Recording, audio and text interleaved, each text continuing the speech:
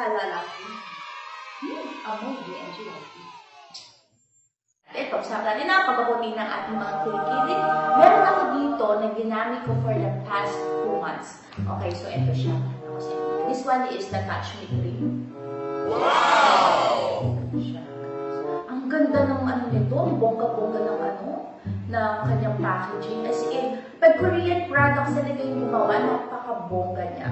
Ito yung nakapagpawala ng peklat ko, nakapagpawala ng stretch mark ko. Hindi naman nawala, pero at least less visible siya. Tsaka talagang super nakakatuwa kasi ang laki ng in-improve ng skin ko sa kele-kele. As in, makinis siya. Alam mo, tipong pwede ko siya nagyan ng mascara kasi bumana siyang face ko. Okay, so let's go back again. And maganda to kasi FDA approved po to.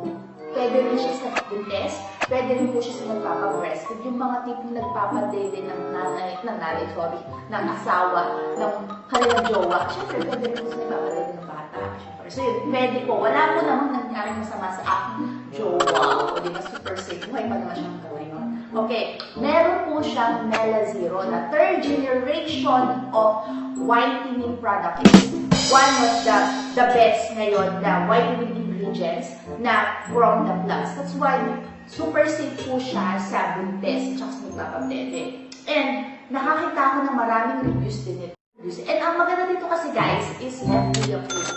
Meron din po siya na titanium dioxide na it's an inner mineral po for whitening products and also for the sunscreen. So hindi po ma-damage yung skin nyo at the same time, it's for the sensitive skin. So yung mga sensitive dyan, huwag kayong so may sabot na sa inyong mga katanungan sa buhay-buhay panahon pa ng hapon.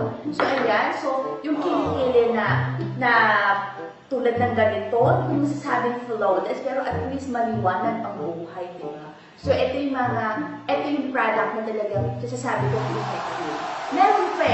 Meron tayong may mga hyperkeratosis, di ba nakakatakot na tawag doon.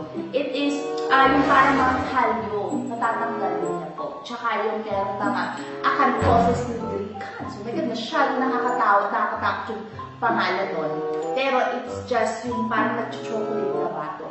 Ito po yung product na talagang marami po akong nasunod na reviews na talagang nakatanggal po ng mga ganun. So, tinaray ko siya and ginamit ko siya for 2 months and masyado akong happy. Ayan, mukhang dadami ang aking lalaki. Ganon, di ba? So, alam mo na, siyempre, di ba, mga kalalaki yun, masyadong judgmental. Kasi yung mga kagwapuhan, hindi kayo guwapo, masyado kang juicy.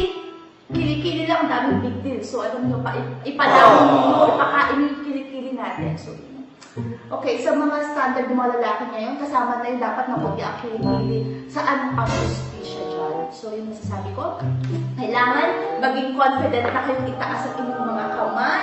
So, ito po yung ginamit ko. It's up to you kung gagamitin nyo, kanya-kanya po tayo ng trip dyan. Pero yung masasabi ko, this is one of the best whitening products na na-try ko. So, yun lang guys. So, sa susunod ulit na video, bye-bye!